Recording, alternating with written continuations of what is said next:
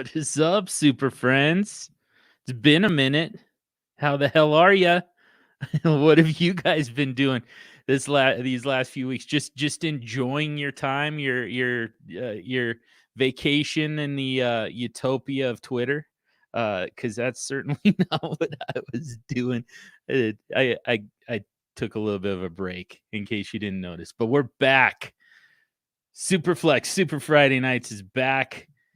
And yeah, week 2. I mean, now here's the thing. I mean, we probably could have got back to it last week. My guess is that we would have had a lot of start sit questions. And in week 1, it is really tough. It's really tough to say. I mean, I went on Twitter and was saying, you know what? I'm kind of thinking I might bench Dak Prescott in my QBX leagues.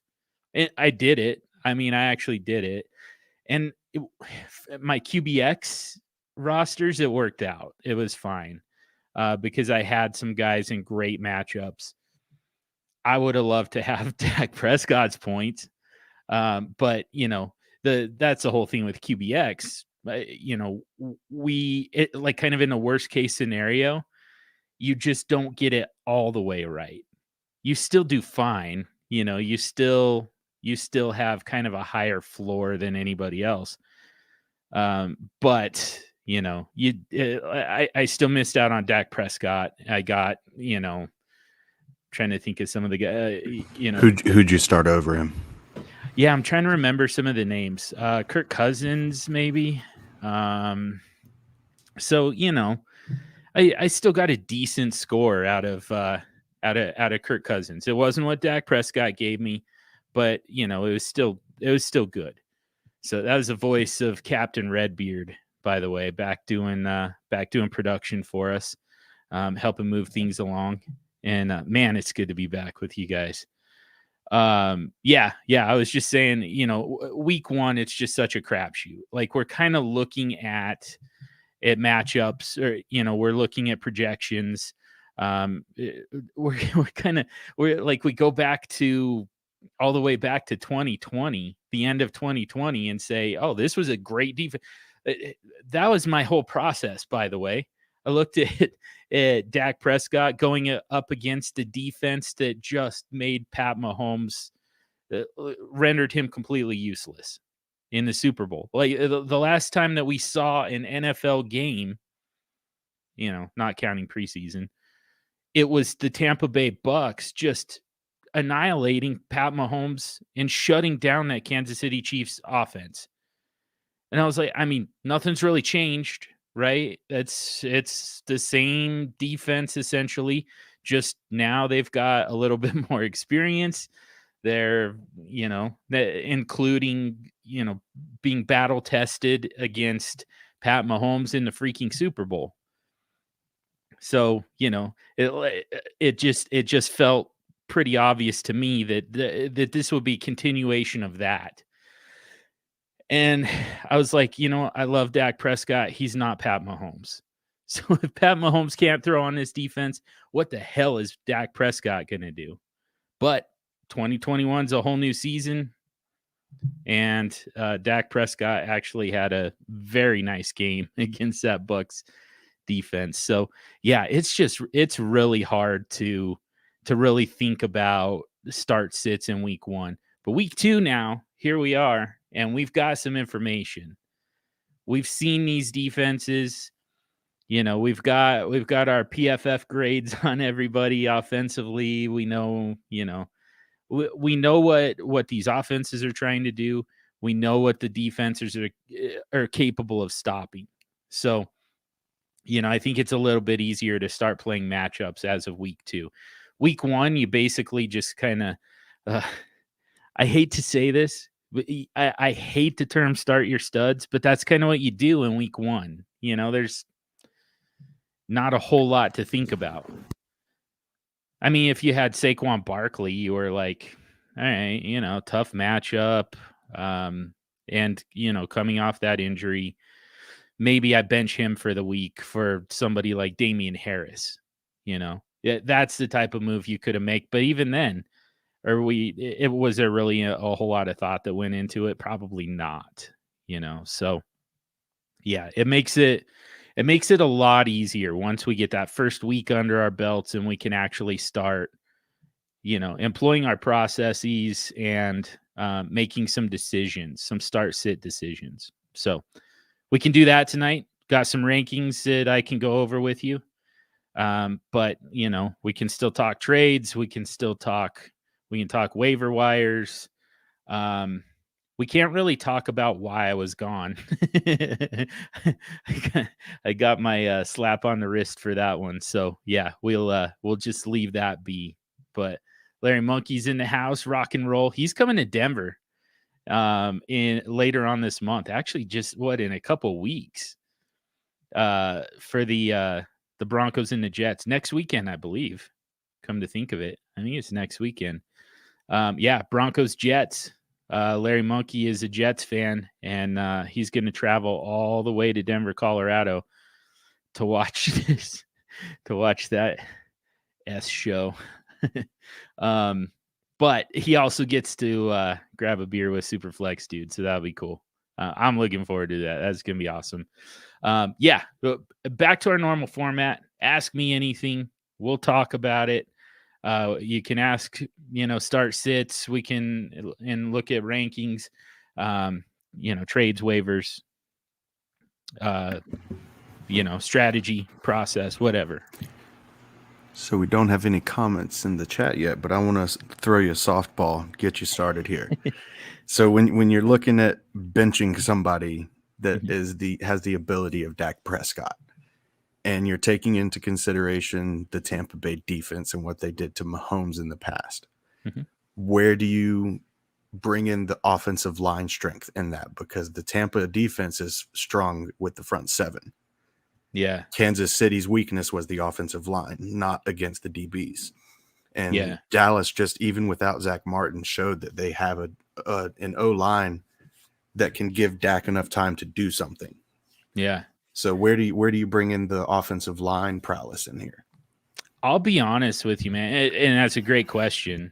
I think it's pretty important, but I don't really look necessarily at individual units of, the defense, which means I don't really look at offensive line play a whole lot, because I'm not so worried about pass rush versus, defensive secondary.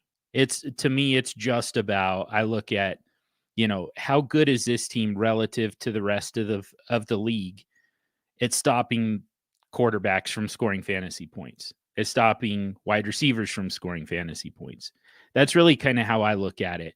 And so, when you're looking at it in those terms, it kind of doesn't matter to me how they're shutting them down exactly. I don't think it matters if they're doing it with a good pass rush or they're doing it with, a strong secondary.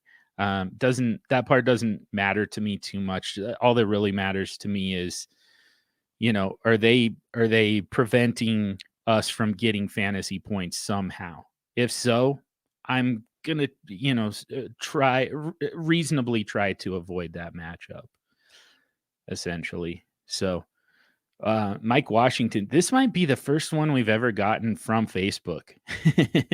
It's the first time I've seen the Facebook icon. So, Mike, thanks for joining, though, man. Thoughts on James Robinson? I mean, he's the best back in Jacksonville, right? I know that for some reason, Urban Meyer has, I don't know if Carlos Hyde has pictures of him or something, but I mean, the cream rises to the top. Let's just put it that way. There's a lot of those situations around the NFL. It's not exclusive to the Jaguars.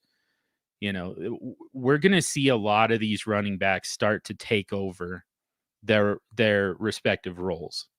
And I think that this is one of them in particular where it's just way too obvious that James Robinson is a guy. What I will say is for the week, I think you probably want to avoid him. I don't think it's going to be a very good game script. That's the part that makes all of it tough. That's what makes all of this for the Jaguars a little difficult is if they can't force a positive game script against the Houston Texans, when are they going to do it? So you need a game script where where they're going to turn and hand off, or you need them to just completely give up and just say, you know what, we're not trying to keep up with you on the scoreboard. We're just trying to run our offense the way we want to run it, and kind of get things moving in the right direction for 2022 and beyond. So I mean, to me, James Robinson is going to creep into that kind of mid-level RB2 area, and I think he's going to stay there once he gets there. So Zach Reed, Tacit Assassin. Let's see, what do we got? John Hogue, absolutely love seeing your beautiful face. You might need to clean off your screen a little bit there, Zach Reed. but I appreciate the sentiment. You are the man. That's one of my boys for sure. Another one from Facebook, by the way. That's awesome. Is Aaron Rodgers bouncing back this week? Yes. He's got to, right? I mean, this is the worst defense in football, and has been for going on 2 years straight, something like that. So yeah, this is the week where we find out. Is this like is Aaron Rodgers trolling us with that performance last week? Is New Orleans really just that good on defense? Where was that kind of where the Packers still kind of in preseason mode? If they can't just absolutely boat race the Detroit Lions, then I think it's time to just get out on the Packers for this season. Unfortunately, but I'm very confident. Aaron Rodgers is one of 7 quarterbacks that to me is just in an absolute smash spot this week. If you've got Russell Wilson, Dak Prescott, Justin Herbert, Pat Mahomes, Tom Brady, Kyler Murray, Aaron Rodgers, if you've got 3 of those 7 guys, I don't know what to tell you this week. Like, I don't really know how to decide between those guys, because I feel like every single one of them is about to just absolutely go off. Josh Allen, Lamar Jackson, and Jameis Winston are in good spots too. But I mean, I can make an argument to bench those guys. These other guys, though, you've got to get them in your lineup somehow. So, and Aaron Rodgers is one of them. And it's really just the matchup. I think it's bounce back time. Zach has a decision between Lamar Jackson, Aaron Rodgers, and Dak Prescott this week. Oh, in a 1 quarterback league. Blame Kyle. Kyle LeBrecq must have put him in that spot. They must be co-owning a team, and Kyle drafted quarterbacks way too well for being a notorious quarterback hater, and PPR hater, by the way. Yeah, that's gonna be a tough one, man. I think that you still go Dak. I feel like so my rankings, and if time permits, I want to talk about this. But in my rankings, I've got Dak 2 and Justin Herbert 3, because I think that that's going to be a touchdown party. I think that's going to be a shootout. So, those are the only guy I'd rather have than either of those two is Russell Wilson this week. So, I think it's Dak Prescott, but and the nice thing about that is you kind of get the luxury, right, of waiting and seeing with Aaron Rodgers.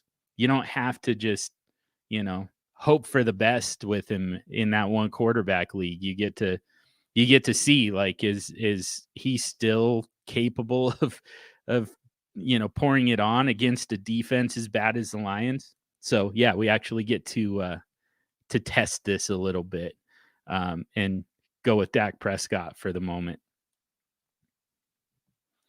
Adam, in a full PPR league with an extra 0.5 point for tight end premium.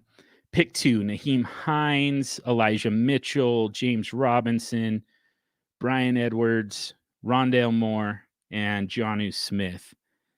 So I have a feeling you're not going to like this answer after I imagine, Adam, that you just spent quite a bit of fab to pick up Elijah Mitchell. Speaking of taking a wait and see approach, I want to make sure that Elijah Mitchell is going to actually be the guy in that backfield.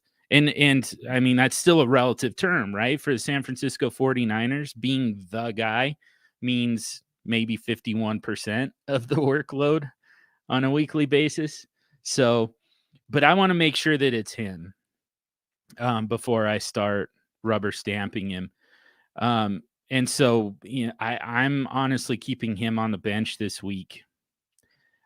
So, I mean, I think that I would probably sneak Jonnu Smith in there. I've got him as a top 7 tight end for the week. And Edwards versus Moore. That's where it's going to be a real struggle for me.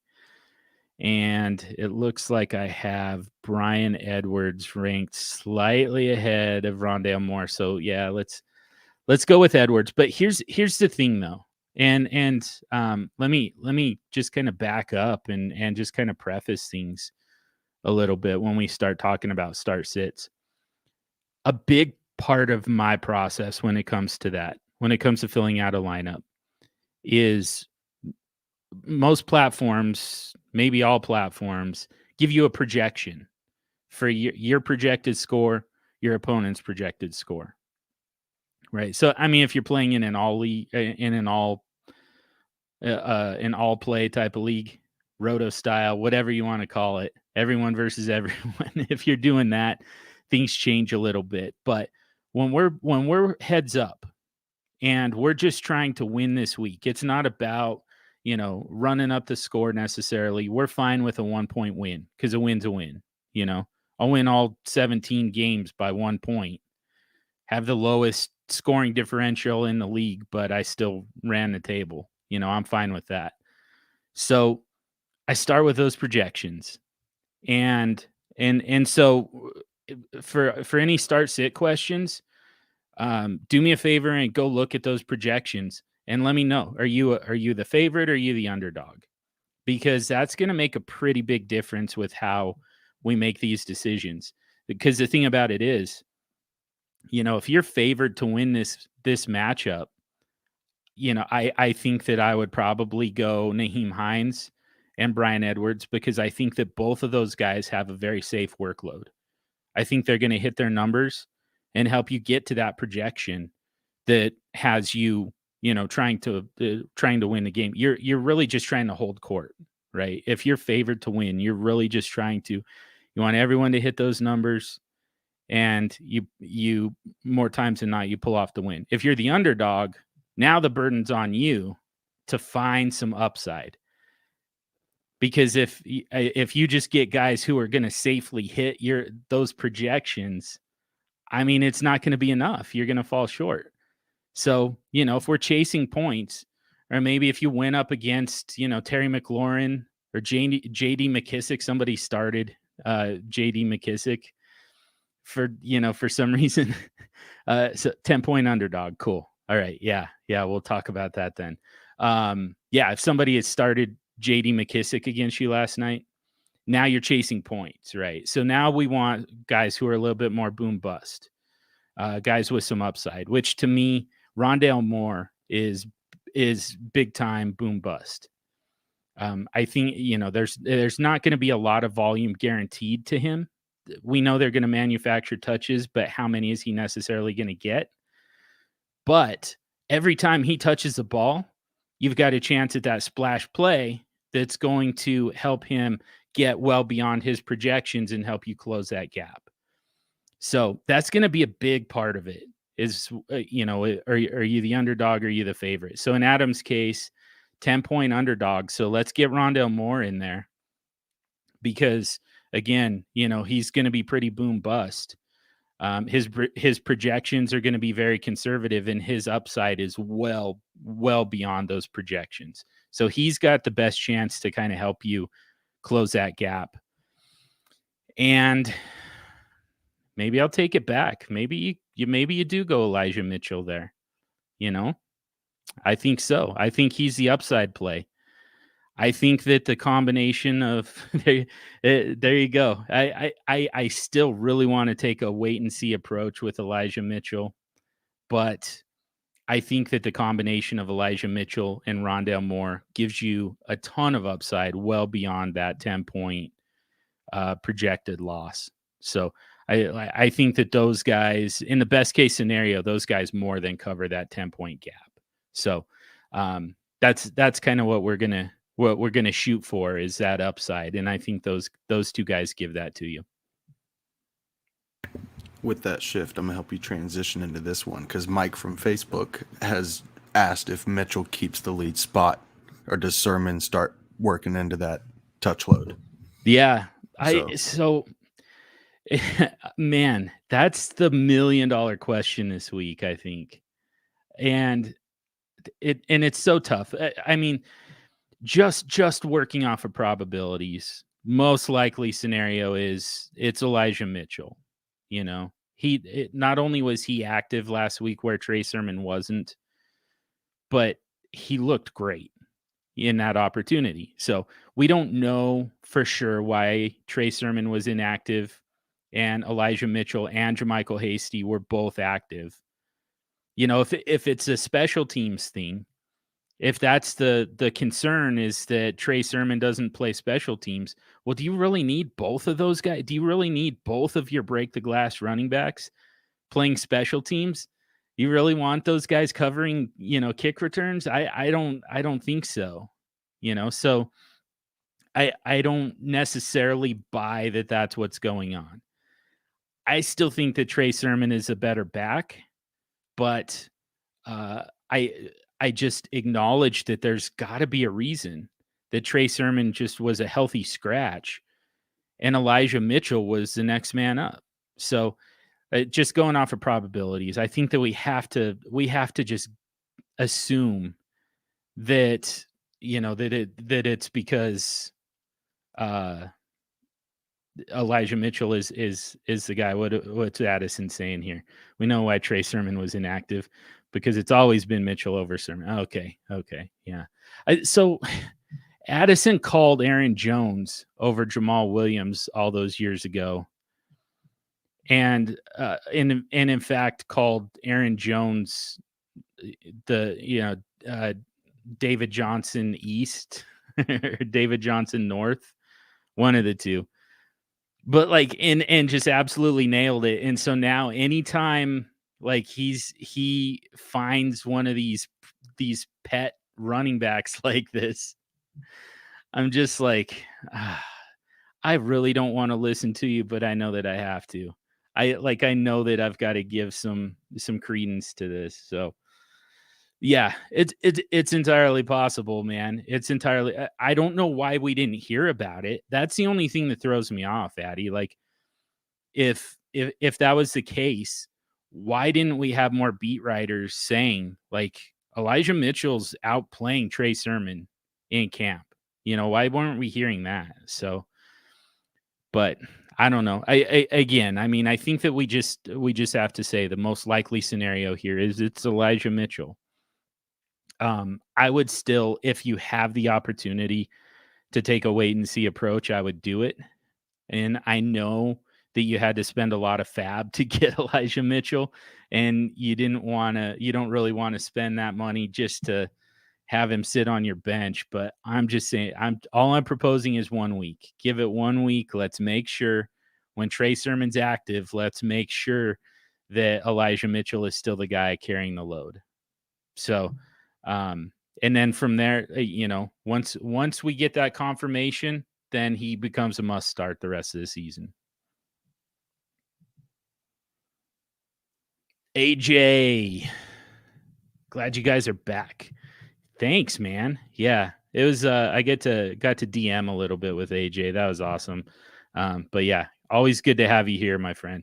Glad you guys are back. Have 7 starting quarterbacks in a 12-team Superflex. I remember this. Yeah. Would you trade a quarterback like Teddy B or Terra Taylor for a second, not a first? I would probably do. I would do it for Taylor. I wouldn't do it for Teddy B.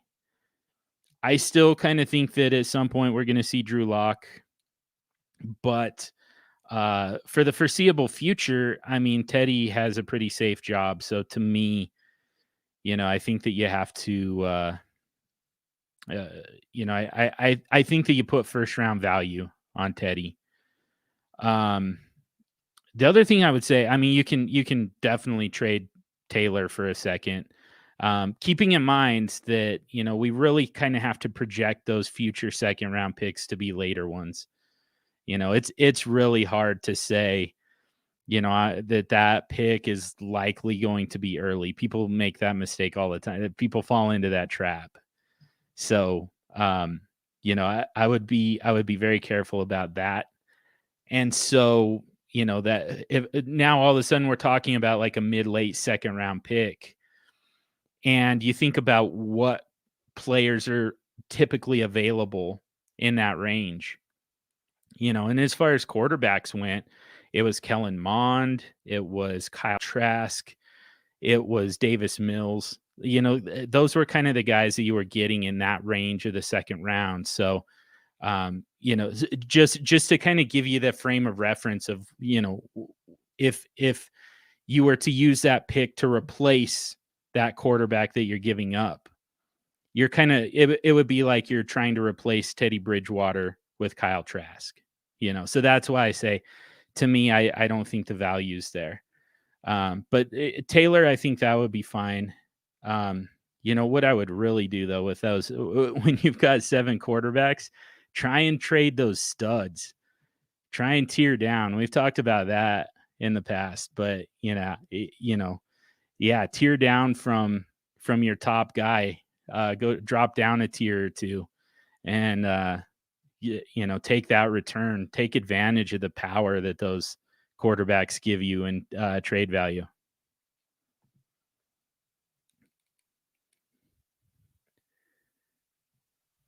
Zach feels vindicated. Got Dak slotted in right now. Nice. I like it, man. Yeah, that should be a shootout. But Zach, man, good to hear from you, my friend. We definitely have to get caught up in DMs too. It's been a while. Gator fans in the house. What's up, my man? 2-part question. Do you think Christian Kirk will duplicate what he did last week? Or do you think he'd be too boom or bust with all the options there? And then thoughts on James Conner. Yeah, Christian Kirk. So I didn't get to, I did an episode of Super Show this week. Finally, first one since like August, early August. And brought back the SuperFlex standard operating procedures. And now I had to take it down. So because I went hard after another website. But we got some great content. We got some great content from it, and it'll be coming to YouTube at a later date. We'll be able to make sure all the super friends can find it, and you'll be able to find it on the SuperFlexy YouTube for sure. He's so much better at this than I am. He's, like I said, because I don't have a camera. He's the train conductor. He's the captain, making sure everything's running on time. So in that episode, you had a fade section, right?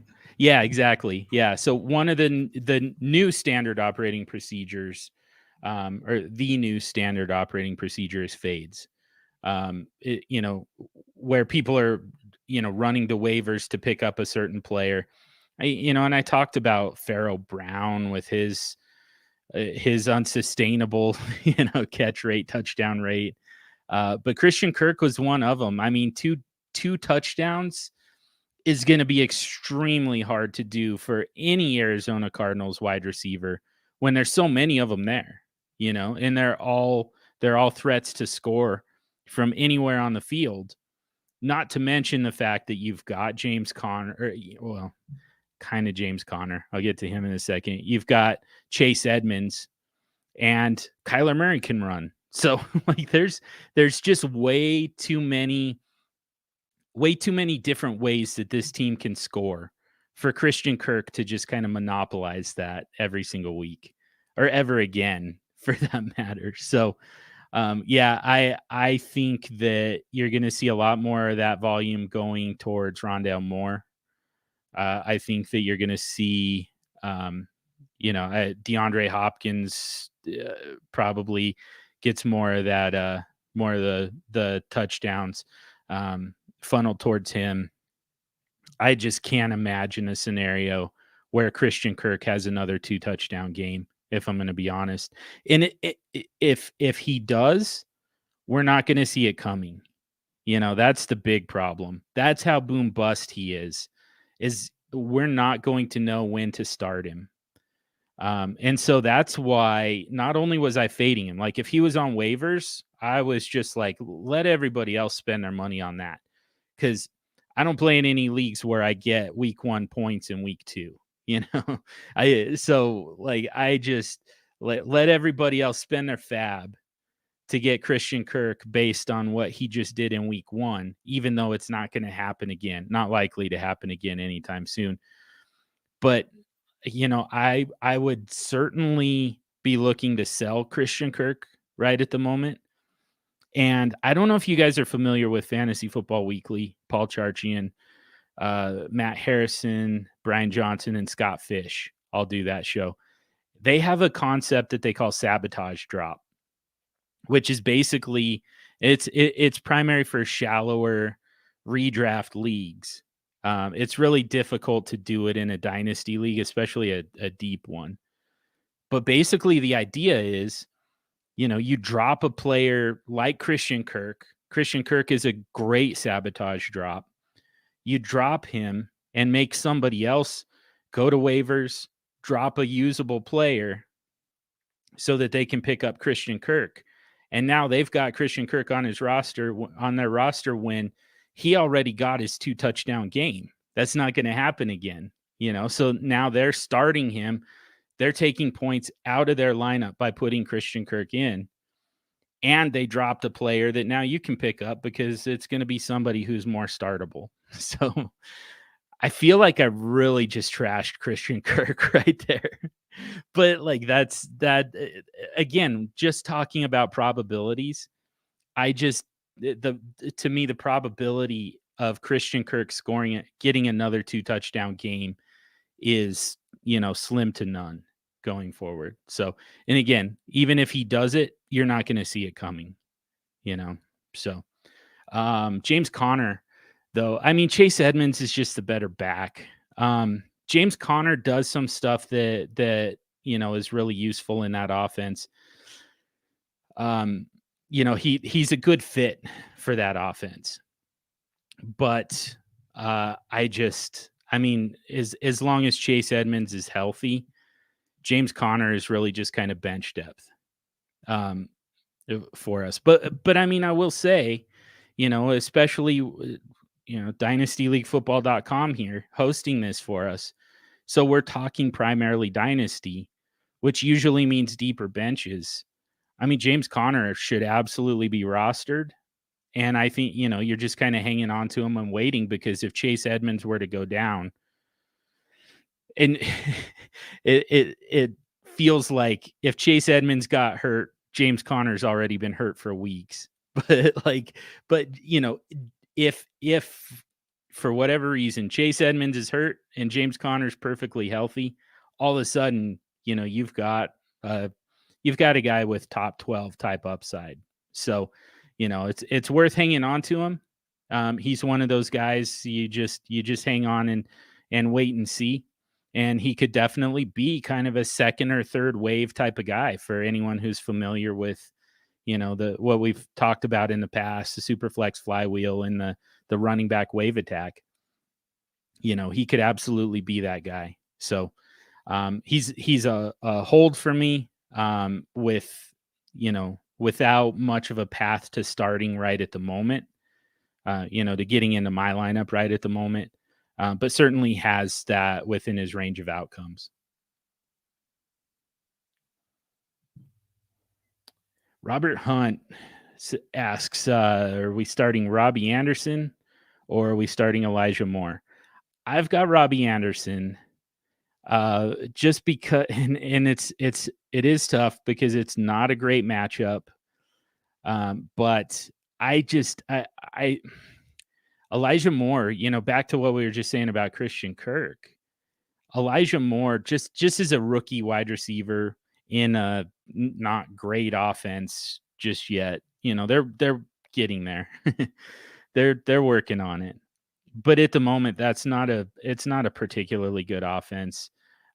So it's going to take a little bit of time for that to come together. And just like Christian Kirk, I don't think that you're really going to see Elijah Moore's startable games coming. I don't think you're going to see it coming. I think that, Corey Davis is kind of the guy that you plug in and just say, he's an every week starter for me at a wide receiver position. I don't think Elijah Moore can get there. At least not this season. So, let's see. Decent matchup, I believe, against New England. Yeah, it's really not as bad a matchup as it has been in the past, but and again, kind of back to, or if you're the underdog, maybe you go with Elijah Moore for some upside. If you're favored to win, I think that Robbie Anderson helps you protect that the best.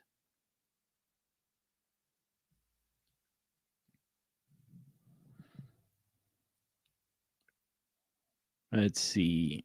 Back to Gator fan. Would you be fine having Zach Wilson as your second quarterback in a 2 QB league, or should I look for a better second? Well, I would say in a vacuum, I think that I would generally be fine with it. Like, the thing is, these quarterbacks for the most part all have roughly the same floor. And they actually have roughly the same ceiling. It's just how likely are they to get there. Pat Mahomes is significantly more likely to give you a 40-point week, than Zach Wilson is. Pat Mahomes does have a higher floor as well. But Zach Wilson is just kind of right there with the rest of them. The Bridgewaters and the Roethlisbergers and the Tuas of the world. Those guys all have roughly the same floor. Zach Wilson is right there. So I think that you're fine. I would say, though, that, more than upgrading Zach Wilson, what I would be interested in is adding another quarterback to the rotation so that you have at least, the opportunity every week to decide between Zach Wilson and one other guy. So even if it's, like Jared Goff, even somebody like that, or, Matt Ryan, some of those guys that, they should be fairly cheap. Maybe even Terra Taylor, honestly, just to have the ability to decide who's got the better matchup here. Who's the better start for the week, just so that when Zach Wilson does run into some bad matchups and the floor drops for him, you don't have to just accept that. We don't have to just sit back and take it when he goes under double digits. When he goes for single digits, we don't have to just accept that. So I would say, yeah, I think you want another guy to kind of add to the rotation. But I'm perfectly fine with Zach Wilson as, kind of 2A for among my quarterbacks. So Gator fan also asked, what would you be willing to trade and redraft to get Kareem Hunt? Man, Kareem Hunt is in a great spot this week. And I mean, borderline RB1 for the week for me. I think I've got him at running back 14 or 15 for the week. Let me just check on that real quick, because that's he's one of the guys. Yeah, 15, running back 15 for the week, and feel very good about him going against Houston. And he's just always kind of in that mix. Like he's not gonna. He doesn't take work away from Nick Chubb, but he still carves out his own. So, yeah, he's a very very underrated type of guy. I don't think that you have to give a whole lot to get Kareem Hunt. Certainly, compared to or relative to what he gives back. So, trying to think of some guys that I would where I would roughly value him in a redraft league. I would say around like Myles Gaskin, Chase Edmonds, guys like that. I wonder if you could trade away somebody like Tyson Williams. And that's just, running back for running back. It really kind of depends. Sorry, Gator fan. Actually, I'm kind of hemming and hawing around this when the real answer is, what do you got? So, we could, you should tell us like what are some of your wide receivers? What are some of your running backs? If this is a super flex league, let's talk quarterbacks too. And we can come up with a price that would be a good one for you to pay for him. Zane, my man, back on the airwaves. Miss you too, bud. Miss all of you guys. Missed doing this. Missed talking with all you guys. Yeah, just good to be back at it. Good to be back with you all. Zane asks, when evaluating quarterback matchups for QBX streaming, what factors do you place a higher priority on? Volume, offensive philosophy, game script, etc., or efficiency, opposing defense? Yeah, I really kind of look at the opposing defense more than anything. I don't have the numbers just kind of as a whole for you. But what I can say is, looking back at 2020, the matchups were really pretty predictive for us. If they were going up against Detroit, it almost didn't matter who the quarterback was. They were just going to stomp them. If they were going up against the LA Rams, it almost didn't matter who the quarterback was. They were going to shut them down.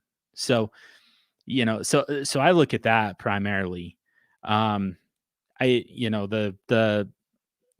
things like the philosophy, that can play into it a little bit. Like that can be a tiebreaker. Game script can be a tiebreaker. I actually think game script is a little bit more predictive than and predictable than offensive philosophy. I feel like that kind of changes. That's the old Mike Tyson thing. Everyone's got a plan until they get punched in the mouth. Every NFL team wants to run the ball. That's their number one goal is to effectively run the ball. And almost none of them are able to really do it efficiently and effectively. So like they go into it saying, yeah, we're going to run the ball. We're going to control the clock. And then they get in and figure out, what our path to victory here is throwing. So yeah, their philosophy doesn't do a whole lot for me, generally speaking. Their own defense can play into that a little bit more. But yeah, game script is the big tiebreaker for me. That's why I've got Herbert and Dak so high. I'm just predicting a very positive game script for both of those pass offenses. I think it's going to be even more of a shootout than what Dallas just had against Tampa Bay. So So that I love those two. Um, but above all else, yeah, tell me the matchup, and I'm gonna do my best to avoid the defenses who are good at stopping quarterbacks from scoring fantasy points, and I'm gonna do my best to to put a guy in who is going up against a defense that just can't stop quarterbacks.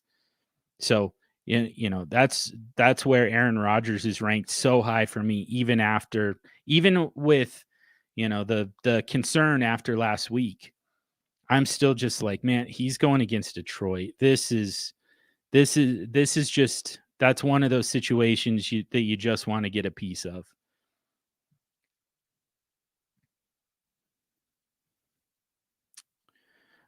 Adam, um, Janu or Tunyon this week? Let's go with Tunyon. Slide edge to Tunyon. But yeah, I just think that you just want as many pieces out of that Packers offense. Looking for a bounce back here. I just think you want as much of that as you can get. I think, besides the obvious Rodgers, Jones, and Devontae Adams, I think those guys are slam dunks, of course. Tunyon, I think, is borderline must start at tight end. And I think MVS is a very sneaky flex type of play this week. Very sneaky flex consideration. I don't like putting wide receivers in at flex if I can avoid it. But, there are definitely those times where, you've got a few too many spots, not enough startable running backs or tight ends in a premium. And, you've got to get another wide receiver in there just to fill out a lineup. I think that MVS is in for a pretty big game if you are in that situation. So, yeah, let's go Tunyon there.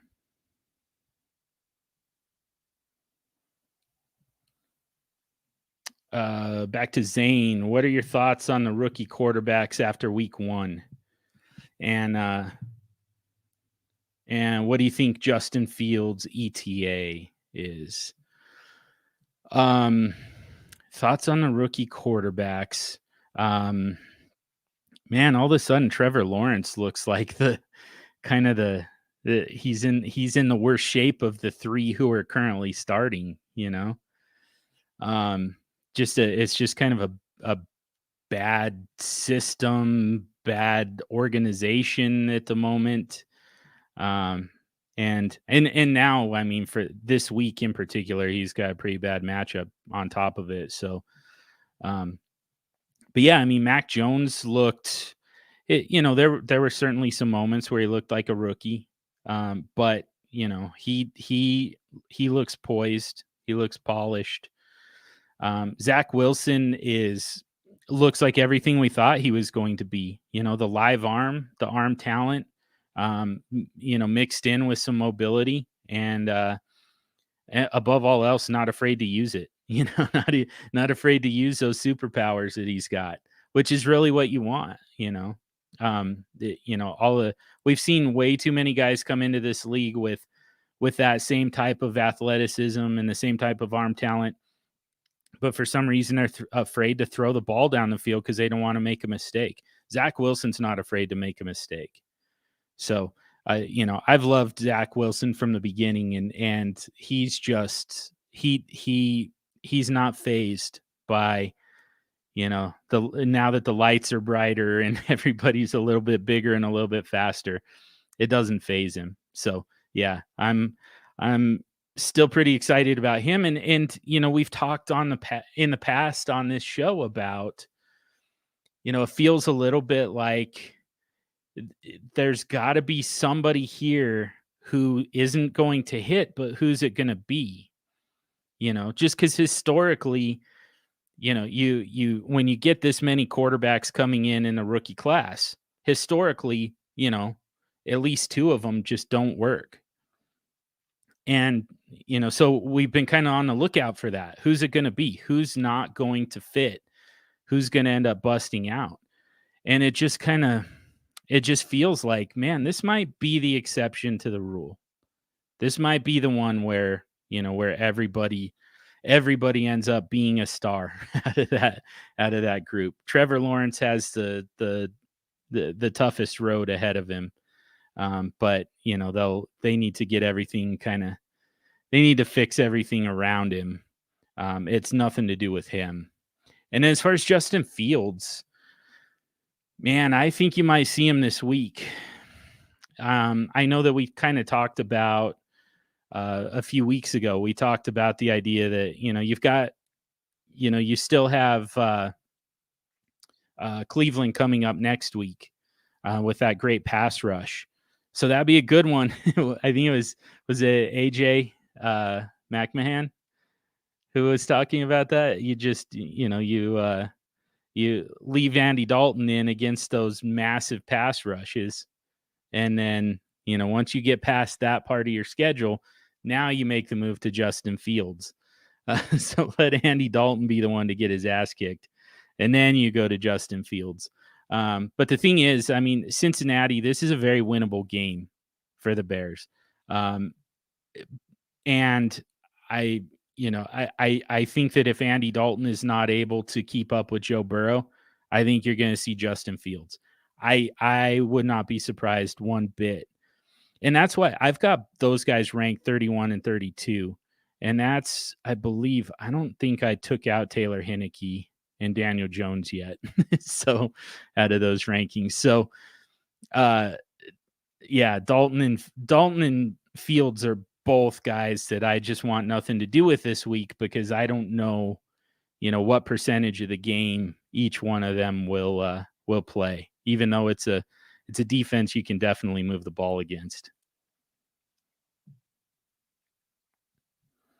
Would you trade Kyler Murray for Brady and Lockett? No. Tough, because I like Lockett better than my current wide receiver 3 of Robbie Anderson. And I know Murray has rushing upside, but Brady is on a good offense. So if this is redraft, yeah, I would do that. I would absolutely do that. And generally speaking, I'm not a fan of upgrading wide receivers. But that is a pretty big upgrade from Lockett from Anderson to Lockett. So I think that's worth it. And I really don't think you're giving up a whole lot going from Brady or from Kyler to Brady. You give up that rushing upside, like you said, but you also get, a very efficient, very effective quarterback in a very explosive offense. So, I really don't think you're giving up that much. If it's dynasty though, I just don't think it's worth it, to go from several years here of Kyler Murray left, for, 1 or 2 years of Tom Brady, just to upgrade that wide receiver. I don't think that that's worth it, but yeah, redraft, I would absolutely do that. There's AJ. I hear a word chalk for some word like this for consensus starters countless times, but can never tell what word is being said by various analysts. Is it chalk, or which word is being used? Yeah, it's chalk. And I don't know the origin of that, but yeah, we're basically saying, what's supposed to happen is the chalk, prediction, outcome, take, whatever you want to call it. For instance, a lot of analysts are going to have Pat Mahomes as the number 1 quarterback this week. I mean, I've got him number 4, so it's not like I'm downgrading him a lot, but it's pretty chalky to call Pat Mahomes the number 1. Because that just every single week, the most likely, the player, the quarterback who's the most likely to be the quarterback 1 overall for the week is Pat Mahomes. So it's just chalky to say Pat Mahomes is the number 1 quarterback for the week. And online, we have determined that the term originates from the days of when the horse tracks didn't have computerized screens, and they had to write the odds on chalkboards, and the odds that got more frequent updates on the board were chalked. Ah, this is why I have a producer, by the way. Like I wouldn't, I mean, obviously I wouldn't have time to look something like that up, much less, get the, be able to learn something like that, like on the fly. So yeah, that's awesome. Um, yeah, I always like finding out origins of things like that too, you know, like how we ended up with the steering wheel on the left side, because that's the side of the horse that we got on, and we had to get on that side because we had a freaking sword on our belt. Like, yeah, just things like that. Just like it's always fascinating to me. So yeah, that's good. History is important. Yes, yes, definitely. Local liability: Edmonds or Elijah Mitchell. Let's go Edmonds. I'm gonna check my rankings just to make sure I'm not. Oh yeah, I've got Chase Edmonds quite a bit ahead of Elijah Mitchell, and a big part of that again is I'm just not convinced that Elijah Mitchell is going to be the guy. I want to see that first. Edmonds is also in a slightly better matchup. I kind of think that Edmonds has both the floor and probably has the ceiling too over Elijah Mitchell. I take that back. Chase Edmonds has the floor. I would definitely start Chase Edmonds, especially if you're favored to win. If you're a big underdog, I think Elijah Mitchell does have more upside. So I think that he helps you chase points if you need to. Start 5 of Jefferson, Jamar Chase, CeeDee Lamb, Deebo Samuel, Robbie Anderson, Jalen Reagor, Julio Jones, T. Higgins, Darnell Mooney, and DPJ. Holy cow. How many of these? That might be a little too much wide receiver depth, my man. I wonder, like, do we actually have to start? Like, is it 5 starting wide receiver spots or some of those flex spots? I assume that there's some flex spots. I would look to get some running backs into those flex spots if possible. Could also flex Edmonds or Mitchell. It's PPR. Yeah, so let's get Edmonds in. And again, I mean, if you're favored to win, let's get Edmonds in at a flex spot. If you're a big underdog, let's get Mitchell into a flex spot. And then so let's see: Jefferson, Chase, Lamb, Deebo, Anderson, Reagor, Julio, Higgins, Mooney, DPJ. We got to bench 5 of those guys, 5 of those 10. Jefferson's a must start. Lamb's must start. Deebo's must start for me. Higgins. And then I'll take, well, we don't want Chase and Higgins in the same offense. So let's take Julio instead of Chase. And then, yeah, like I said, I would, instead of Julio, I would actually get a running back in a flex spot. So let's go with those 4: Justin Jefferson, CeeDee Lamb, Deebo Samuel, and T. Higgins. Let's start those 4.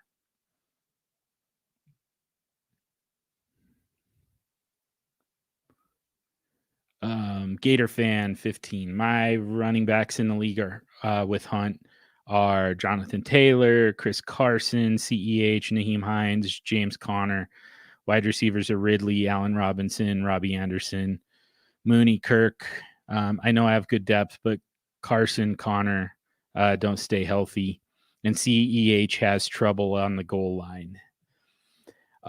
Yeah, and I mean, look, I'm fully on board with the idea of turning some running or some wide receiver depth into running back depth.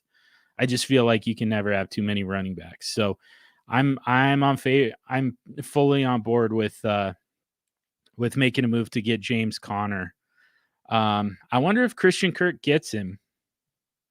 Probably not quite. You probably have to add something else. Oh,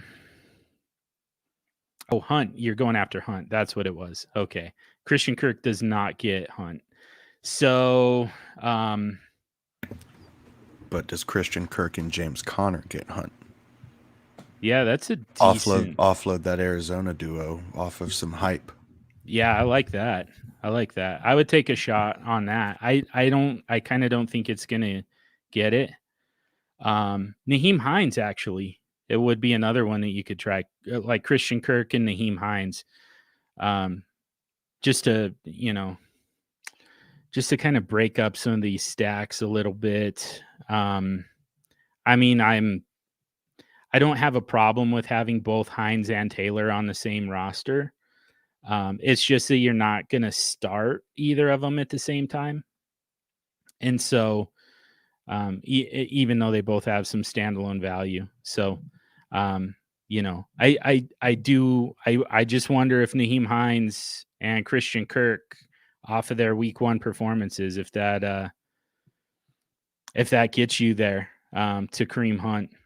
I think I would take a shot. It's not that I want to get rid of Naheem Hines. I do want to get rid of Christian Kirk. But it's not that I want to necessarily get rid of Naheem Hines. I just think that he might have enough trade value to get you there.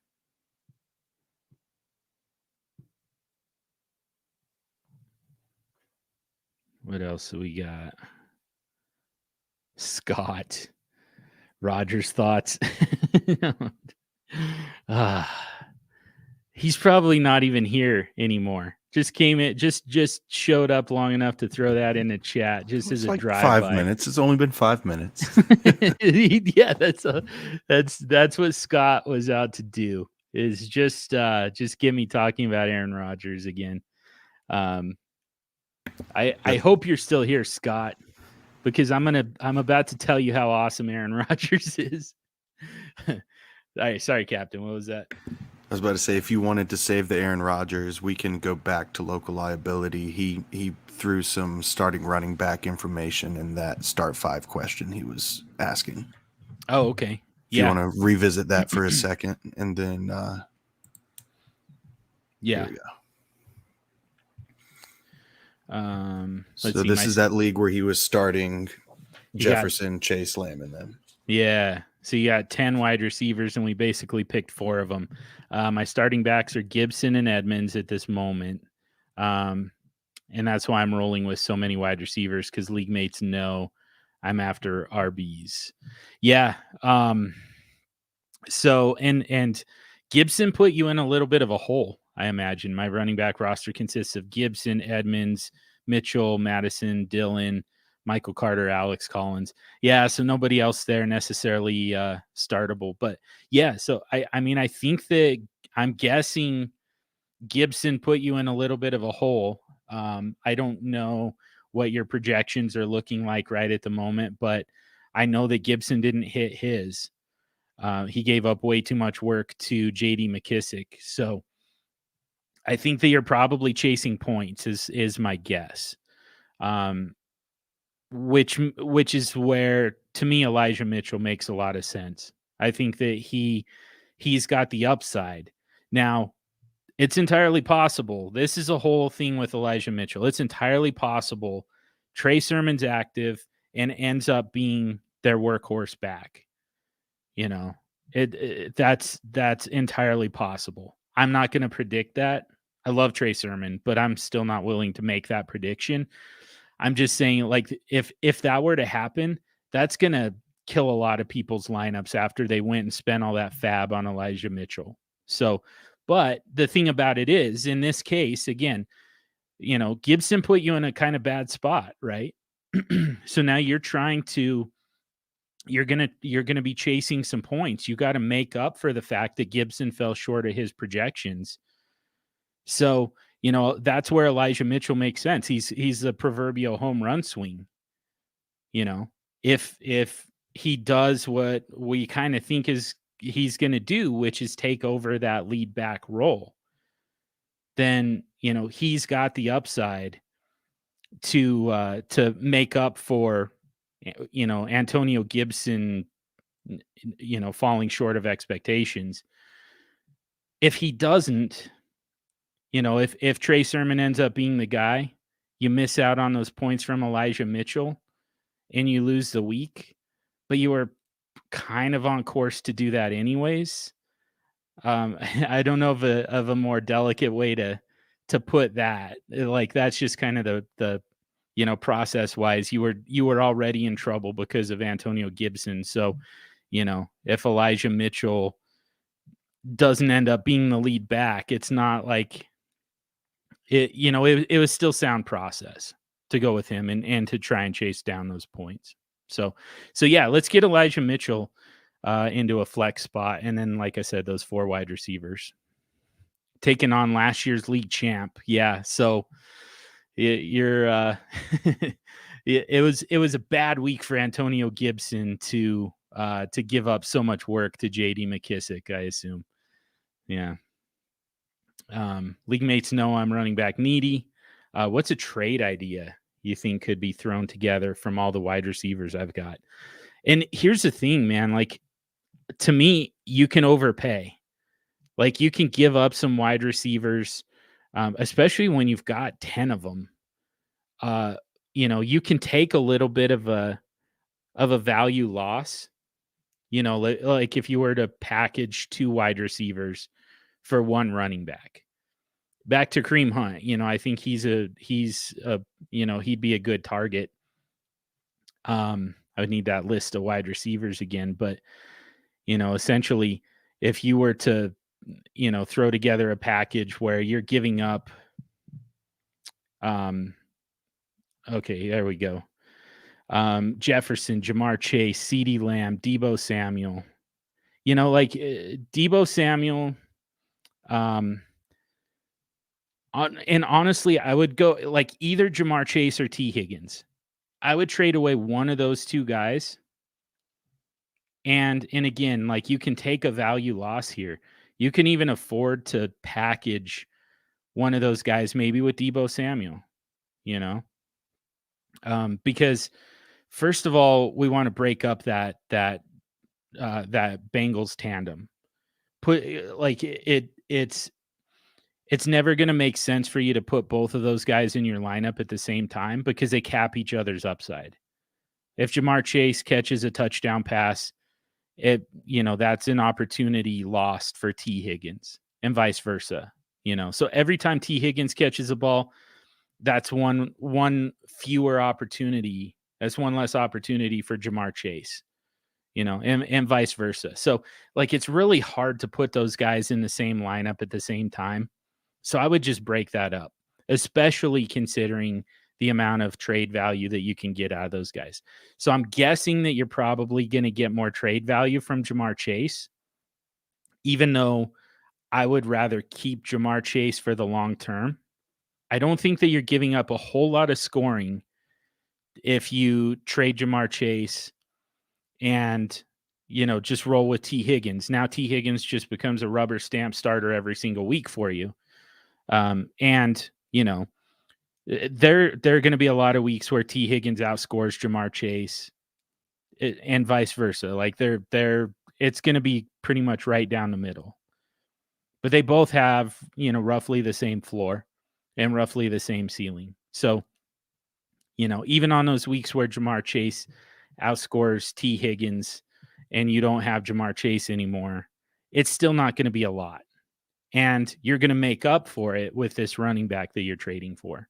So, yeah, I would I think Jamar Chase would be the guy.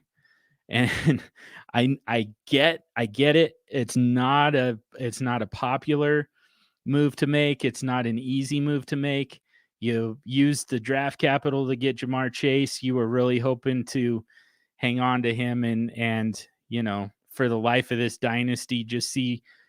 I mean, that combination, man, Jefferson, Chase, and Lamb, holy cow. But I think Jamar Chase does the most for you. I think he gives you the most trade value, the most power to go get another running back. And then again, if you're willing to package Deebo Samuel too, Jamar Chase and Deebo Samuel probably gets you just about any running back you want, with a possible exception of Christian McCaffrey.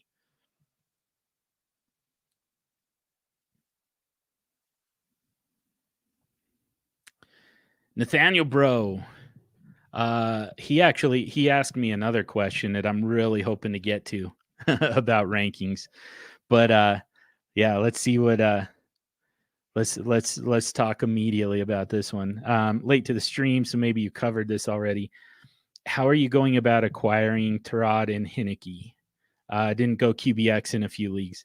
Really don't want to go off of first just yet if I can avoid it. Yeah, I kind of don't think that you have to. So we did talk earlier about Terra Taylor. Kind of think that he's more like a second round pick type of value. And the thing is, like, if you're going to go get Taylor, I still think that you want to also end up with Davis Mills. Kind of the way Fitzpatrick was one of the few guys that you had to handcuff with Heineke for this exact reason. And we didn't expect Fitzpatrick to go down, quite so early, but there was the most likely scenario was Heineke was going to get in at some point this season. Unless Ryan Fitzpatrick was able to stay healthy, which he's almost never done in his career, and B, able to, win more than he loses, which he's never done in his NFL career. So Heineke was going to get in. Terod Taylor to me is also one of those guys, one of the few must handcuff quarterbacks. I think at some point they're going to take a look at Davis Mills too. And the thing is, I mean, Houston doesn't get to play the Jacksonville Jaguars every week. That's kind of the big thing, the big problem for Taylor. But so I think that he's probably second round pick type of value. And I think that you want to make sure to end up with Davis Mills as well. Heineke is that's a different animal, because I look at Taylor Heineke and I see a long-term starter. I don't know if Washington feels that way yet. I think winning against the Giants is, a huge step in the right direction. After the late season heroics last year, almost, pushing Tom Brady and the Bucs to the very freaking brink. I think that they got a pretty good idea of what they've got with Taylor Heineke. I still don't know if they're sold. So, yeah, to me, he should be a first round value. I know that you said you don't want to give up a first round pick. To me, that's his value. But here's the good news, Nathaniel Bro. Here's the good news. The SuperFlex world, the fantasy football world, almost never freaking agrees with me on anything. So, your league is probably going to value Heineke more like a second round pick. Even though I mean, it sounds like you probably already had him, maybe they already had him on roster, or else you would have just went and got him for fab instead. So he was probably already rostered, and now you're trying to trade for him. In a lot of leagues, people went all freaking in to get Taylor Heineke, and then they're probably going to let him go for a second round pick. I don't know why stuff like that happens. It drives me freaking nuts, but I don't know. That's the reality of the situation. People love their draft picks.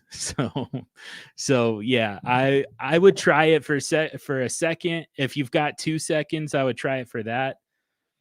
Hell, man, if you can, if you've got your 2023 picks, you go second round in 2022, second round in 2023. People love those 2023 picks, because we've got the Devi guys out there telling us how good that class is going to be. And I don't doubt it. It's a long wait, but but people are valuing those like 2022 picks. Like, you don't have to wait 2 years to make that pick. So, take advantage of that. You might get him for, for two second round picks, maybe an immediate second and third, something like that. I would try. Like, to me, it never hurts to try. I don't think that that's what he should cost. I think he should cost a lot more than that. But that's why we always say it's kind of league dependent, right? Because our leagues don't always line up with conventional wisdom or even common sense sometimes. So yeah, I'd give it a shot. Jazz, I don't carry my sword as much these days. Yeah, I don't know what you do then when you run into a knight from another kingdom. Like, you're kind of screwed, but yeah. Teach their own. We don't need to update reasonings. Yeah. Yeah. Like, I mean, you run into to a guy standing in front of a bridge holding a sword and not going to let you cross. Like, what are you going to do? I mean, I get to actually, fight for my right to cross, but you have to just find a different way, I guess. Pull it up on your phone and find an alternate route. Try and find one that doesn't require tolls. What else do we got? Gator Fan 15 has some for us. I think the current Eckler likes him, but he is one of the quote unquote my guys. What would be a viable trade for him? Yeah, I love Eckler. He's looking to acquire Eckler. He clarified. Okay. Yeah. So, and it sounds like it's probably going to be a little bit pricey, but here's the thing, man. Like, I'm a firm believer in, everybody's so worried about, well, I won't say everybody, but people worry about losing value in a trade, and if you're getting one of your guys, I don't think that it's a loss, even if you overpay. I just think that if it's going to make you feel better about your roster, if you're going to feel like you've got a better chance to win with Austin Eckler on it, then hell, man, like, go do it. Like, because even an overpay is still better than not having Austin Eckler, right? These players that you have to give away that constitutes an overpay for him. Those players aren't making you feel like you've got a contending roster. So trade him away and get him. Go do what you got to do to get him. So as far as, what does that kind of look like? I mean, to me, I think Eckler should pretty easily be, 2 first round picks.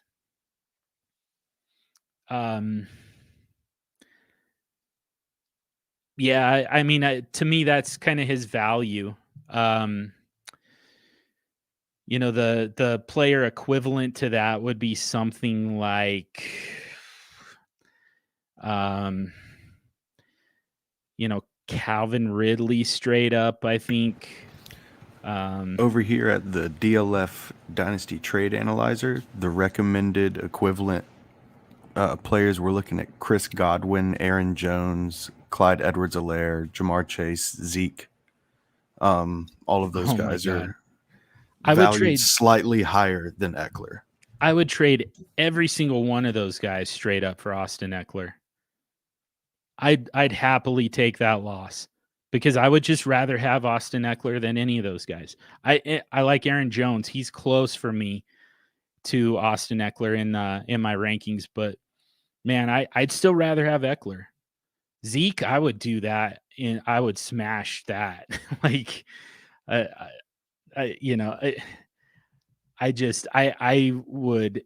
wouldn't even think about it. If Zeke, my Zeke for your Austin Eckler comes across, like, I'm not even thinking about that. I'm not even going through my my sleeper notifications to find out what the hell happened to Eckler. Like, I'm just like, I don't care. I don't care. So Austin Eckler on IR is still, I would take that over Zeke. right on. Good update on those. We got an update from Gator Fan. It's the same roster he's referencing from earlier. So pulling that back up, I believe, correct me if I'm wrong, that brings us back to the group of Taylor, Carson, Clyde, and that lot. So that's what he's working with at running back right now. Okay. Yeah. So it sounds like CEH, right? That's yeah, that's where the value is being suggested on the trade analyzer.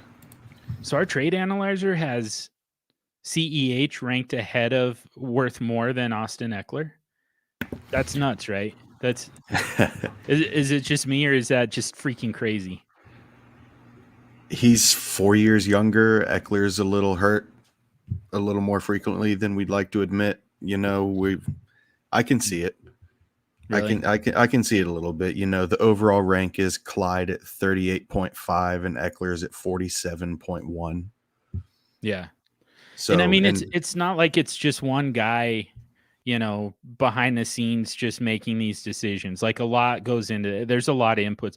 I don't like trade calculators. I love the trade analyzer because it has so many different inputs. It's rankings, it's ADP, it's recent trades, all of that stuff goes into it. So, if that's what the machine spits out, I think that's really pretty accurate. But to me, that's Eckler pretty easily. And with everything trending in Clyde's way, you could maybe even ask for something back with Eckler, make them think they're getting the deal. Yeah. In this package. Yeah, definitely. Yeah. The tough part is, so I think that's a fine move to make, honestly, would be, CEH straight up, maybe even throw in one of those back end wide receivers.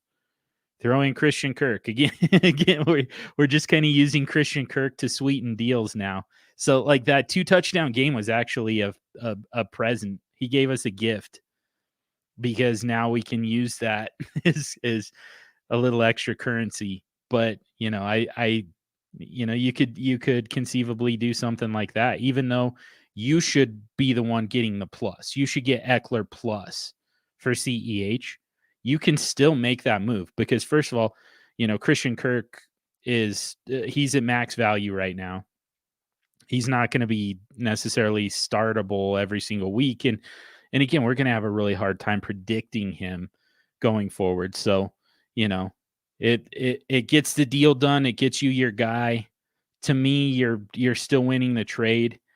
And, the plus that you're giving up, even though, you lose a trade on a trade calculator, on the trade analyzer, you lose that trade, the plus that you're giving up it's really kind of meaningless for your roster, for your rotation of players and your weekly decisions. So, that's the type of move I would make. Generally speaking, I typically try to look for ways to turn wide receiver depth into running back depth. So the fact that you're giving up CEH for Eckler, it's really kind of a lateral move. It doesn't help your roster build. But again, I mean, you're getting one of your guys. And to me, that's super valuable.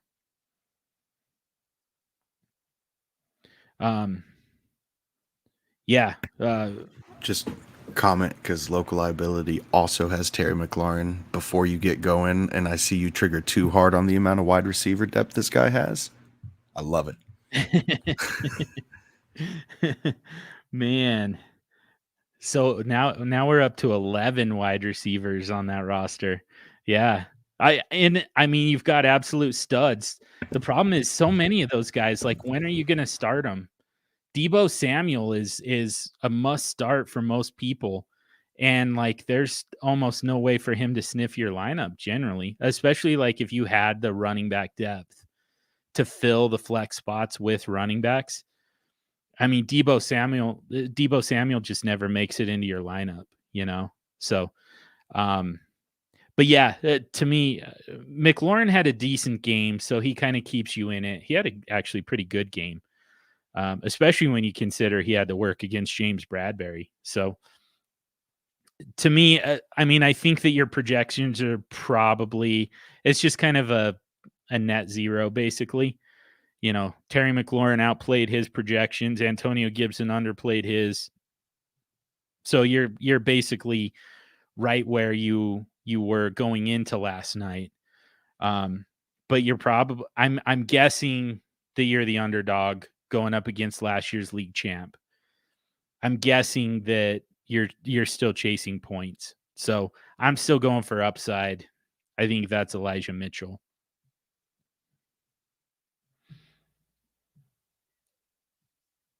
That's what we have for now. That's it for the moment, huh? That's it for now. Well, so Nathaniel Broughton. I always say it wrong. My bad, dude. All right, I'll get into that in a minute because we just got a couple more. Speaking of. Yeah, speak of the devil, Nathaniel Bro. What was your prospect thoughts on Trask? With Brady looking so strong, is Trask a buy low for you? Probably not. I mean, I wasn't a huge fan of Trask anyways. Honestly, there's just kind of not enough mobility for me to feel real good about him. He definitely makes a lot of sense for the Bucks behind Tom Brady. That would be a pretty seamless transition where, we've talked about some of these other offenses. New England was put themselves in a pretty bad spot, because they had a running quarterback, like who all he can really do is run. The passing accuracy just kind of wasn't there anymore. And the willingness to throw the ball kind of wasn't there. That was kind of their quarterback one, at least at the time. And then they go draft a pocket passer. And so, the entire offense now they've got to learn Cam's version of the offense, and now they've got to learn Mac's version of the offense. And there wasn't going to be a great way to make that transition on the fly, which I think is why, they went into it knowing, like, if we feel any level of comfort with Mac Jones, we're starting him and we're cutting Cam. I think that was probably the plan all along, because it just didn't make sense to, if Cam Newton got hurt, you can't really just transition to Mac Jones without learning a whole new offense. Well, Kyle Trask, to me, it's a very seamless transition from Tom Brady if Tom Brady were to get hurt. But, I kind of think that when the time comes for them to actually find, a long-term replacement for Tom Brady, I don't think it's going to be Kyle Trask. I don't think that they're going to accept that.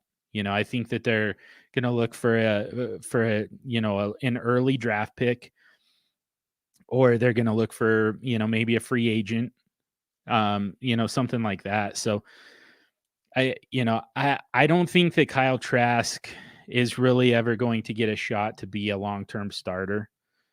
I could see handcuffing Brady with him just in case. I don't think you need to, I don't feel like Brady is one of those guys, he's not such an injury risk that it feels like, you've got to have that hedge. You've got to have that insurance. It doesn't feel that way. I think that you can, especially if you have a taxi squad spot. If you have, fairly deep taxi squad, I think Kyle Trask, just put him on taxi and, have him in case Brady gets hurt. But to me, that's his only real value, is in that, very unpredictable, very fluky situation. So, I don't see it for him as a long time type of option for us in SuperFlex. AJ offered Cup for my Teddy Bridgewater in a 12-team Superflex. Thoughts? Also traded Debo for Tannehill today. Wow, that's a nice move. That's a hell of a move. So you got a quarterback super cheap there in a 12-team Superflex. Needed a third quarterback and feel great about that trade. So now you're up to 3. I'm assuming that this is the same league. So that brings you up to 3. Now you get to move Bridgewater to the bench, and you can really kind of play matchups. I mean, he's a borderline startable quarterback this week. Tannehill's in a much better situation this week, I think, than he was last week. I mean, Seattle's got a good defense, but I think that they can also force you into a game script where you're throwing the ball a lot. So, yeah, I think that Tannehill is a better start this week. But I think that there are going to be times where Teddy Bridgewater kind of pushes for a spot in your lineup. So I would hang on to him if you only have 3. If you're more like, if you're up to, different leagues. Okay. I'd say he's got 7 quarterbacks in the one where he's talking about moving Teddy.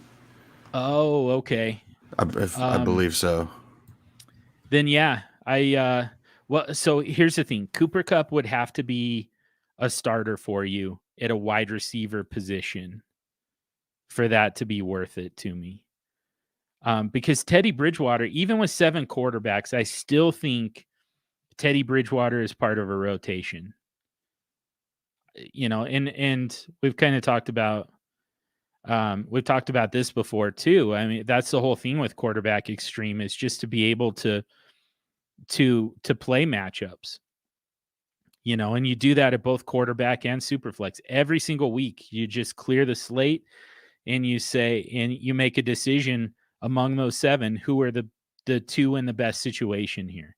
And I think there are going to be times where it's Teddy Bridgewater for you. Whereas at wide receiver, generally you rubber stamp those starters. If you've got 2 wide receiver spots, whoever it is, you just throw them in there. And Terry McLaurin, by the way, is a great example of this, because last night would have been a time to bench him if you thought, like, if we felt like playing matchups at wide receiver was worth doing. Last night you would have benched Terry McLaurin because he was in a bad matchup against James Bradbury, who had just earlier in the week shut down Cortland Sutton. So if you wanted to try and play matchups, that's a great time to bench Terry McLaurin, and you would have missed out on actually a really strong game from him, actually. So it just kind of goes to show you don't really. There's not really a good process for playing matchups at wide receiver. To me, you take your top 2 guys and you just leave them in there, and hope that they don't have a down game at the same time very often, if at all. But yeah, to me, you rubber stamp those guys. So if Cooper Kupp's just going to your bench, it isn't going to be part of a rotation at wide receiver for you. I still think you hang on to Teddy, even though that's great value to go from Teddy to Kupp.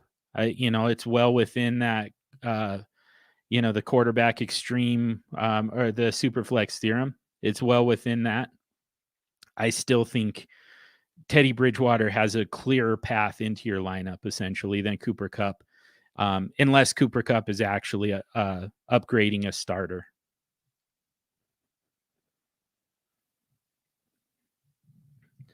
Yeah, thanks, man. Good to be back. Good to have you back. Good to talk with you, AJ. Always a pleasure, man. Back to Gator Fan. Another multi-part question. Hell yeah. Don't apologize. Love those. Tyler Lockett and Austin Eckler are both quote unquote my guys. Nice. Love it. I think it's conceivable that I get both. Yeah, I think there's a way to do it. Yeah. By the way, the Brady owner also has Aaron Rodgers in the 2 quarterback league. Ooh, So he's looking at going from 2 really strong starters this year to, within the next year or 2 having absolutely nothing. So, um, but yeah, so Lockett and Eckler, yeah, I think you can probably get both. I kind of think the Clyde Edwards-Helaire still has enough value. I mean, the tough part is you might have to wait on this to do it in one trade, in one move. Tyler Lockett's 2 touchdown game kind of hurts. It makes it hard to trade for him. And we know that that's not what he does every week. He's one of my guys, by the way, too. Like that was one of my favorite examples of why you wait on wide receivers, because you had to take DK Metcalf in the 2nd round in a SuperFlex startup, and Tyler Lockett was lasting until like the 7th, 8th, something like that. And it was like, man, there's so little scoring difference on a weekly basis between those guys. And I promise you, Tyler Lockett's going to outscore DK Metcalf, not quite half the time, but close to it. At least a third of the season, Tyler Lockett's going to have a better week than DK Metcalf. So, you just, at that cost, you were able to take another quarterback or a running back in the 2nd round instead, wait all the way until the 7th or 8th round, and then get Tyler Lockett and get almost identical production is what you get with DK Metcalf. I love that. I love that Tyler Lockett gave us that, so he's one of my guys too. But the reality is he's very boom bust on a weekly basis. He still has he's got a good floor, but those multi-touchdown games come and then you don't hear anything from him for several weeks. And it's a little frustrating. But what it does is it gives us a trend to kind of go off of. And we can say, now's not the time to buy Tyler Lockett. Let's let him have a bad game or 2, and then let's go get him when he's going to be quite a bit cheaper later. So, yeah, I think I would focus on Eckler for the moment. And then when the time comes, go get Tyler Lockett too.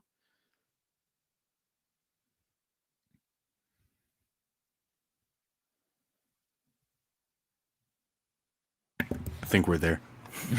Oh, man. Okay. Aaron Rodgers. I mean, the problem is part of why I pushed this off. Well, part of why I pushed this off is because I know Scott. I love Scott. I consider Scott a friend. I think he was trolling me. So I wanted to wait him out. If he's still here, still listening, then it means he legitimately wanted my thoughts on Bravo, Scott. It's totally a move Scott would make. But, so my guess is he isn't even here to hear the answer, which would just confirm, my priors, which is that, yeah, he just wanted to stir things up. I was going to say, I can't turn down an opportunity to let you rant about Aaron Rodgers. So. Well, yeah. So the tough part is I don't know. I don't know what to tell you. That was the worst game of his career. Like, he's never played that poorly, ever. And I can't really tell you, in the same way that we can't really, it's really hard for us to analyze an outlier, like a positive outlier, multiple standard deviations, 7 touchdown game from Nick Foles. It's really tough for us to analyze that and figure out, all right, so how do we predict that next time? How do we figure out where that came from, going forward? In the exact same way, how the hell do we break down, how do we analyze the worst game of Aaron Rodgers' career at his oldest age? And the problem is, the easy thing to do, the lazy analysis would be to say, oh, he's at the cliff. He's over the cliff, And I don't think that that's the case. I certainly wouldn't want to, base that on one game. But like, what else is there? There's a possibility that New Orleans is just that good on defense. Maybe that's it. They are. It's a very good defense. They've been a top 10 defense for the last few years. Yeah. And it's hard to come in with a top 10 defense where they just wasted Drew Brees' career. They really, like, if they've got to win a Super Bowl for somebody, they've got to do it now for him. Even so they've got something to prove, and Aaron Rodgers might have taken his Jeopardy golf tour over the summer, proving his point a little too lax. Maybe that's there. Yeah. All-time greats keep going over the summer. Sure. So it was a combination of the two, maybe. Yeah, that's what I'm thinking. I think there's just a combination of forces working here. Because you can tell me that New Orleans has a good defense. You can even tell me that New Orleans has the best defense in the league. Aaron Rodgers has gone up against far better defenses than this. He's gone up against all-time defenses and played better than that, throughout the course of his career. So, like, unless this is the best defense in the history of the NFL, I don't buy the notion that this was just, Aaron Rodgers was outmatched and outgunned by that defense. So I think that there's certainly a possibility. Part of that is, they were still kind of in preseason mode. He hadn't done a whole lot of work, in the non-mandatories, the various team activities, OTAs and everything. He wasn't involved in all that. He didn't show up until he had to. And even then, what was he doing? We saw a lot of videos of him throwing a football into a net from 50 yards away. But, what was he actually doing to improve that offense and improve, to work on the system, work on mastering the system, prepare for that game? What was he actually doing? I don't know. So I think it's kind of a combination. I think that New Orleans defense really is good. I also just think Aaron Rodgers probably wasn't prepared. Honestly, there is a possibility that Aaron Rodgers is just out to sabotage him until they trade him. I would say that that's a possibility. Could you imagine though? Could you imagine that legacy? Like, you are supposed to be one of the all-time greats, like almost a Dan Marino of this generation, because you had Tom Brady getting in the way of all the championships. Yeah. Like, would he do that? Is he that petty? He's that petty, man. He's that guy. And it's tough for me because it is such a catch-22, because the attitude is part of what I love about him. I think that's part of what makes him great. But he has it in him. He's got that personality type. He would absolutely sabotage that team, just to kind of prove a point. He would do it. Yeah, he took all the team's money so they couldn't afford a receiver for him for all those years. So yeah, there you go. Yeah. Gator fan. Yeah. Don't even worry about it, man. We'll obviously we'll answer all the questions we can, and then even make up some of our own. so yeah, don't hesitate. I'll take them all. We're here every week. Yeah, absolutely. So yeah, with all that said, yeah, I do think that we get an opportunity here with Aaron Rodgers to kind of figure some of this stuff out. Because again, Detroit, they just they have no way of stopping an NFL offense, like any NFL offense. They don't have a way to do it.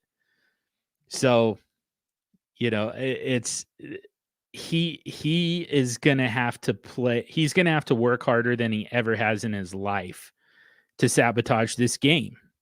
If that's what he's out to do, it's going to take far more effort for him to throw this game against Detroit than it would for him to just go out and throw 5 touchdowns. So we get to find out here. Is this, is he just not ready? Did he just run into a really good defense that he wasn't ready for? Or is he legitimately willing to just tank this entire team and tank this entire season just to, number one, spite the front office, and number two, get out of town? We get to find out this week. My feeling is he's going to be, I think he's going to be fine. I think he's in a great spot this week. I think he's going to take advantage of that matchup. And I think we're going to kind of find out that, like you said, Captain Redbeard, I think it's a combination of the fact that he wasn't ready and that defense was. That very, very good defense was. I think that's what we're ultimately going to find out there. So, should we just wrap it up? I meant to answer a question for Nathaniel Broughton about rankings. I'm thinking I might save it for next week, though. We might open with it next week, but I'll just tease it real quick. I'm not a fan of rankings. I don't think that they're particularly useful. And that's both, preseason rankings, draft cheat sheets, and in season. I don't think that they're really helpful. So we'll talk about why next week. Yeah. Yeah, AJ. I think Aaron loves his teammates too much. That's probably true. I mean, he still has that locker room.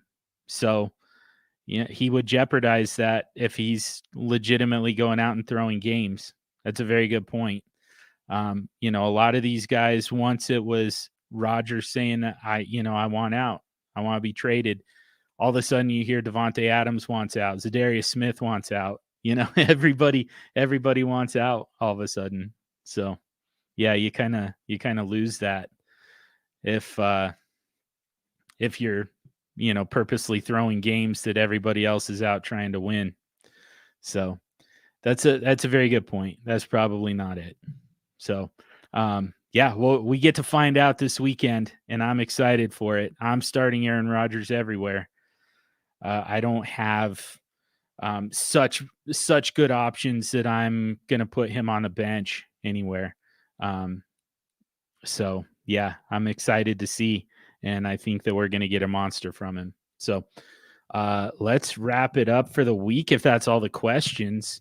And like I said, next week we'll talk rankings and why I won't say they're completely pointless. They're just, like I said, they're not super useful. We'll talk about why.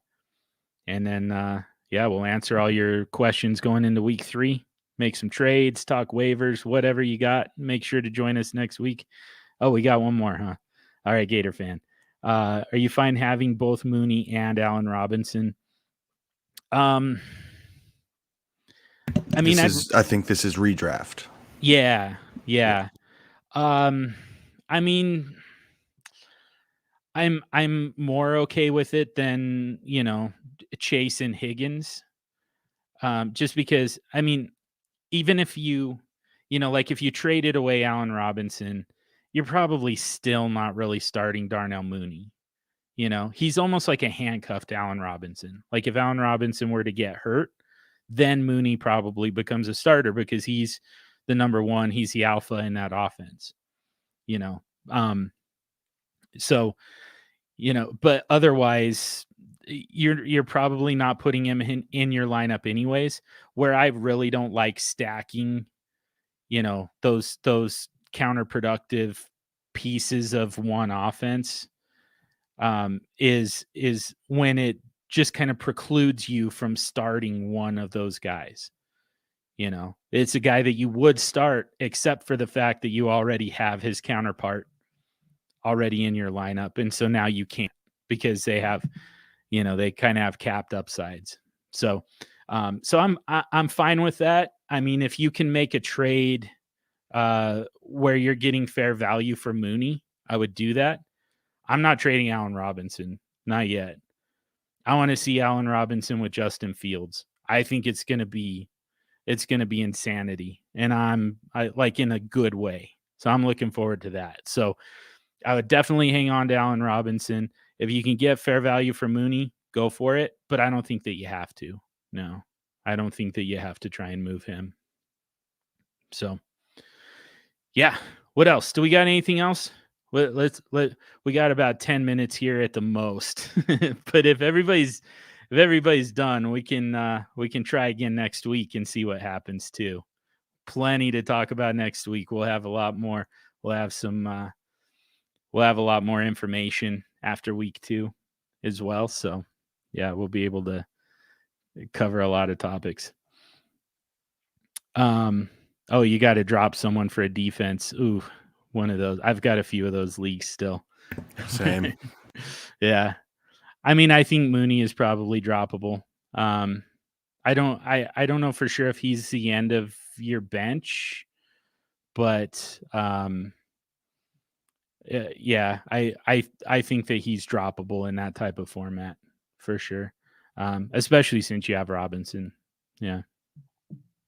So yeah. Like I said, let's try again next week. See what happens next week. We'll have a lot to talk about.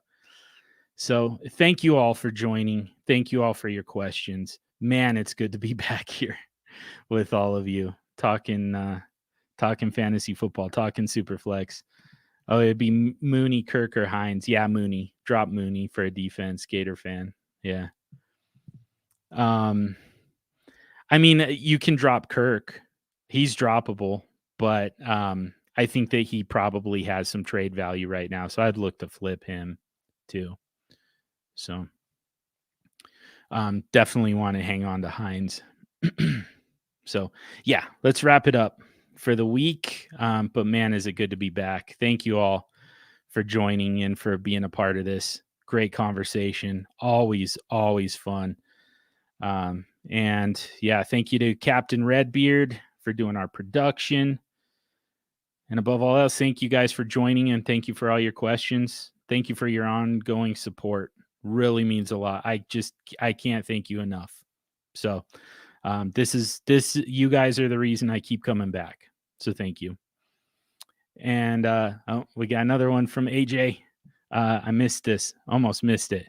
Would love to hear your thoughts on Daniel Jones so far this season. Man, the decision making, and that's a big thing for me. Football IQ is a big thing that I look for, and it seems to be lacking with him. So I'm pretty nervous. I don't think that there's much of a future for Daniel Jones as a starter there. Unfortunately, it's just not coming together nearly fast enough. So I'm looking to sell Daniel Jones anywhere I can. I would trade into Sam Darnold if I could. I would move from Daniel Jones to Sam Darnold. Trying to think of some other guys, but yeah, Daniel Jones is a guy that I would definitely look to move. I think that this is the wind's blowing in the direction of him losing that job sooner rather than later, and I think it might be a little too late and a little too powerful for him to reverse it, unfortunately. So yeah, let's wrap it up. Thanks, guys.